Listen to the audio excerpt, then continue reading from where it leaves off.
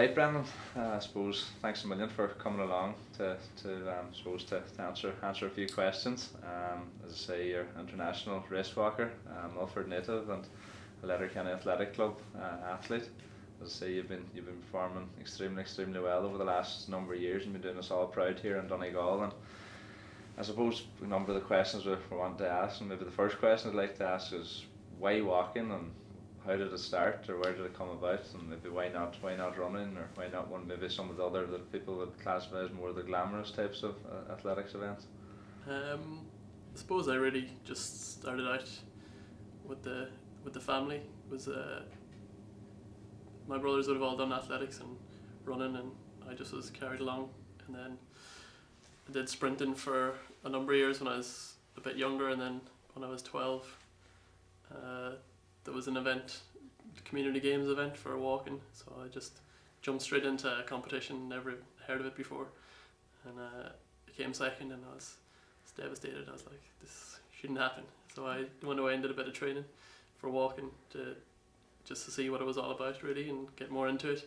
And then once I started training for it, I kind of got hooked on the technical aspect of the event and the endurance, and it just had everything that I wanted in athletics. So I pursued it then, and it stuck with me for a long time now. Yeah, I would say a lot of people can relate to the community games aspect and getting involved in their sport through that there. I think we've nearly all been through that. But I suppose the other more interesting questions then again following on from that is, I suppose, the whole rules around walking that maybe we don't actually know, and people just think it's get out and walk as fast as you can. But could you suppose maybe enlighten us with the kind of the major rules as such, and the do's and don'ts of what a walking competition would look like?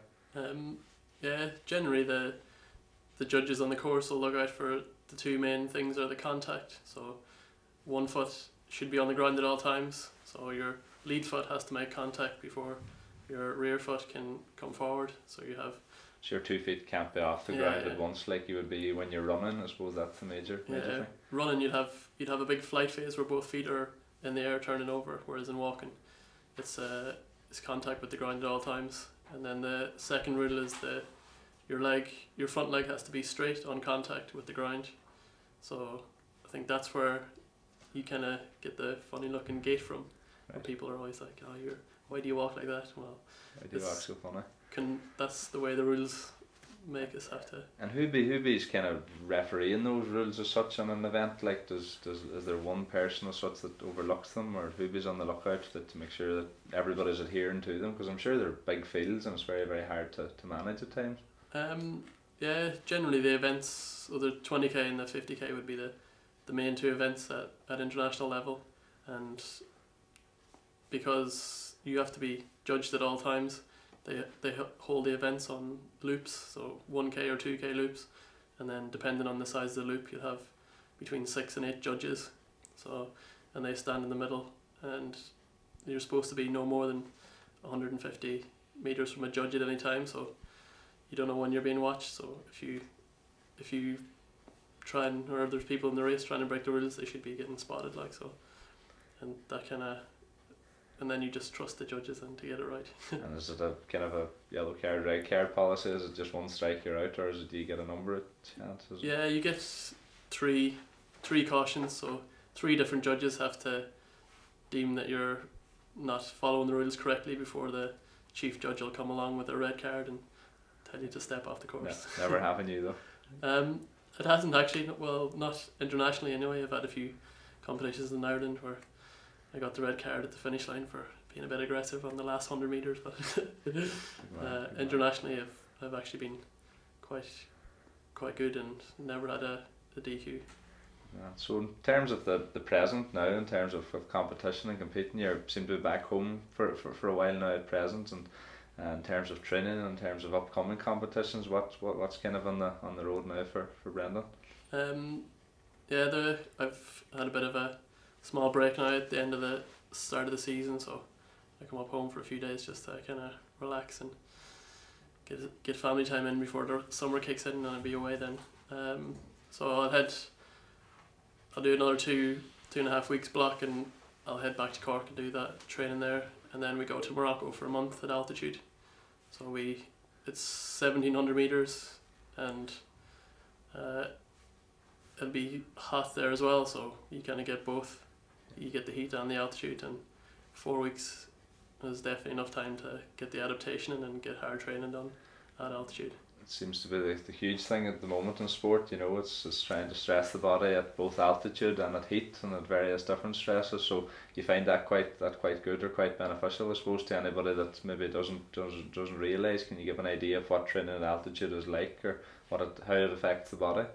Well, you're just you're taking away some of the normal oxygen level in the air, so the first few days you can definitely feel it straight away, like even climbing stairs or anything, like even when you're fit, once you go to altitude you can feel the difference straight away. So if you stay there for long enough, 3 weeks is generally 3 to 4 weeks, so you'd want to be there 21 days is the minimum, because you need the first 10 days to adapt to the oxygen, and then after 10 days then you can try and increase the training load and try and increase the speeds a bit more.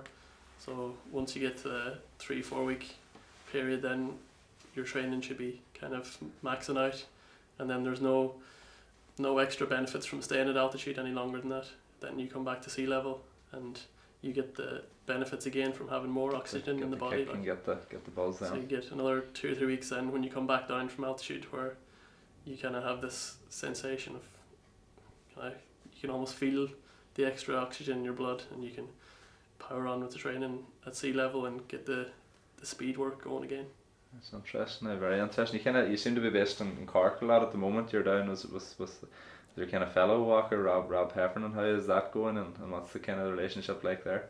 Yeah, I've been down in Cork for about 3 years now. After the London Olympics, I kind of decided I needed to make another step forward, and I knew Rob's finished 4th in London, so there was no better man to kind of lead me in that path. So I moved down to Cork at the end of 2012 and been there for 3 seasons now, and it's been progressing every year, getting better and better, and I'm always learning new things. And you think at 28 now, you think I'd learned it all, but the 50k, so I've only done 7 races in my whole career, so every time you go out and race you can learn new things. So definitely to have his experience as well is massive. Fantastic. So I suppose the main goals now coming up would be the Worlds, and then probably the Olympics again coming up. So are you looking forward to them? And I suppose, what is your goals now for them? Obviously you want to compete as best as you can, but are you looking forward to both? Yeah, I did 50k earlier this year in March, just to try and get the qualifications out of the way early. So I walked 3:48 in Slovakia in March and got the qualifying standard for the Worlds and the Olympics next year, so it was a massive weight off. So it means I can go into the World Championships without the baggage of having to qualify as well as compete. So it means when I go to Beijing I can really attack the race, and good, because the last few years I only did 150k a year, so every time I race at a championship I qualify for next year, and then I have to be careful, I can't be risking getting DQ'd or blowing up in the middle of a race. So this year in Worlds I'll be hoping to move on and hopefully finish somewhere close to the top 10. At present I'm 17th ranked in the world for 50k, so amazing. I move on to kind of targeting better positions, and if I can finish close to top 10 this year and develop again into Rio, then I'd hope to be targeting a top 8 at least. It's fantastic. It's absolute fantastic achievement, I suppose, from everyone's perspective here in Donegal, to have an athlete that's so highly ranked in terms of the whole world is just a fantastic achievement. No doubt you'll be pushing on further and further again, And I suppose just for us all, and giving us all tips onto your daily life and lifestyle, if you were given us all who go out walking, running, competing at weekends in terms of soccer, Gaelic matches, everything, what is your key goal, your key kind of sets of criteria that you always stick by, your key principles? Could you kind of enlighten us into maybe the 1 or 2 of them? I suppose first of all is kind of getting into the mentality. If you're trying something new, you have to somehow engage and commit to the process. So if you go out and get a new pair of shoes, you're going to want to wear them if you're putting that money in to invest in your fitness.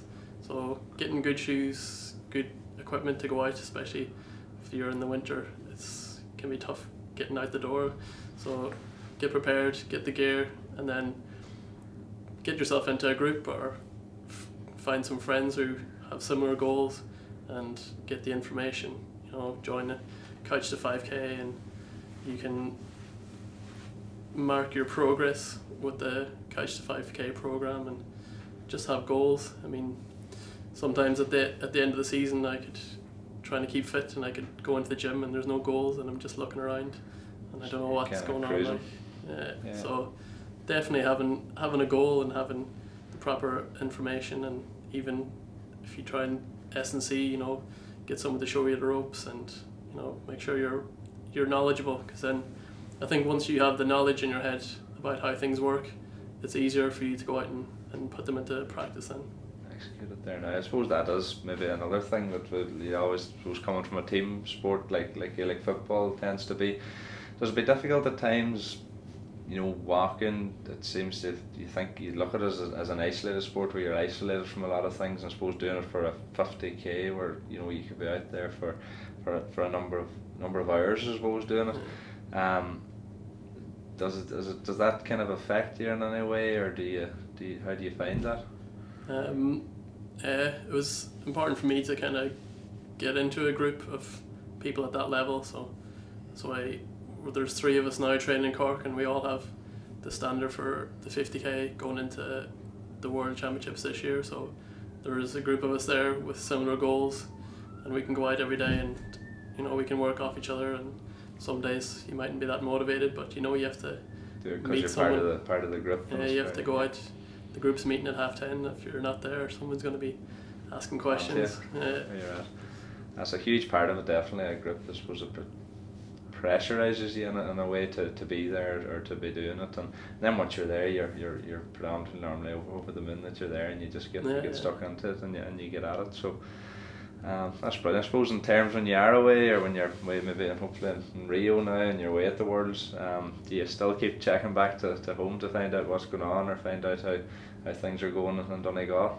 Yeah, it's nice to keep in contact. Like my family's spread kind of around the globe, so but it's nice that I always try and get home if I have a few days here and there, and get back and just see what's going on and check in with the family and how the football's going, or especially when you're away in Morocco, you can get very much disconnected from things at home, so it's good to definitely keep in touch. Good man. Well, sure, I suppose, on behalf of us all here, we want to wish you all the very, very best in the future. Absolutely fantastic to see somebody from Donegal ranked the 17th in the world. No doubt you'll be going a hell of a lot further. Worlds coming up, and you have Olympics coming up, which, as I say, there's very few that can say that, and no doubt you'll do us all proud. So just on behalf of everybody, I want to wish you all the best, and thanks a million for coming to speak to us here. Yeah, no problem at all. Thanks for having me.